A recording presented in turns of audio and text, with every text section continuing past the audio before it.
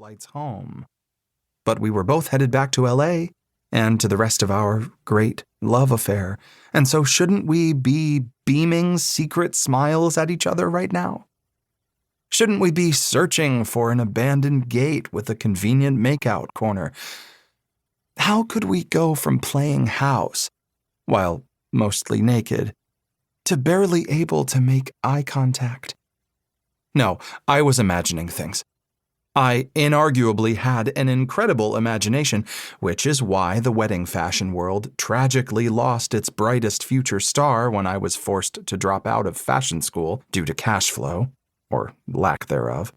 And sometimes my imagination ran away with me. That was all. We were in this together, and anyway, there was no way he could miss how I felt. I'd willingly extended a stay in a Christmas-themed hellhole for him. I'd let him see me in the morning, multiple mornings. In my 24 years, I'd never let someone I wanted to kiss see me before I had time to dab flawlessly matched light olive concealer under my eyeballs. But I couldn't shake the feeling that, like a gorgeous but fragile movie costume, my great love affair might not survive a change of scenery. The last month, with all its midnight kisses and toe-curling sighs, might become nothing more than a memory. And the memory might start right here in a technically international Vermont airport. I cleared my throat, not sure what to say, but knowing it would come to me. I was nothing if not an improviser, and I would find exactly the right way to tell him that this last month had been everything. Angel looked up from his phone, his sepia eyes glinting almost bronze in the lights of the airport. His eyelashes cast faint fan shapes on his cheeks, and for a moment, I was so hypnotized by the shape of them that I forgot I was supposed to be talking. "Yes?" he asked, softly, hesitantly. Angel wasn't a hesitant person, but we'd been in each other's orbits for a long time now, and I knew he was a thoughtful person. Probably came with being an animator, half artist, half computer genius, so I wasn't really hearing hesitation, I decided. He was probably just thinking about everything we needed to do when we got back to LA. He had one more semester of art school left, and his sister Astrid was trying to launch an eco-friendly sex toy empire, so there wouldn't be a shortage of demands on his time. Of course, I'd be the most interesting and sexy demand on his time.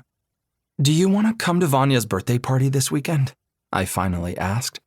Vanya was my best friend in Los Angeles and the pickiest person I knew, aside from myself, of course. I only introduced people to her who I knew were special, perfect, chosen, partly for Vanya's sake, and partly for my own. If someone met my platonic soulmate, then that person was inside the very deepest layer of the onion, a layer so deep you couldn't even make onion rings with it. And there was no undoing that. I felt the face-tingling thrill of doing something this bold for me. "I'd like to see you there." Angel blinked once, twice. "This weekend?" he asked. "The very same," I said. But, of course, right then the thrill shifted into something closer to panic. I'd never invited someone I was romantically entangled with to meet Vanya, and oh God, what if Vanya hated Angel? Or what if Angel heard stories about me from before I'd reinvented myself as a sexy eyeliner-wearing swan and lost interest? Oh God, oh God. Angel opened his mouth, but I interrupted him before he could speak. "I mean, only if you want to, or have time." I tried to make my voice as casual as possible, like this wasn't the biggest thing I could offer him, short of getting a tattoo on my unmentionables. "Just let me know." Angel's tongue dipped down to lick his lower lip, which was extremely unfair because now all I could think about was his tongue. And licking. And the kilt I was wearing under my tangerine coat was great for many.